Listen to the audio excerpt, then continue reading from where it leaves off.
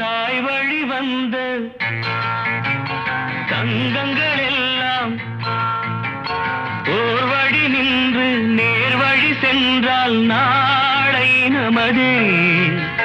காலங்கள் என்னும் சோலைகள் மலர்ந்து காய்கனியாகும் நமக்கென வளர்ந்து நாளை நமதே.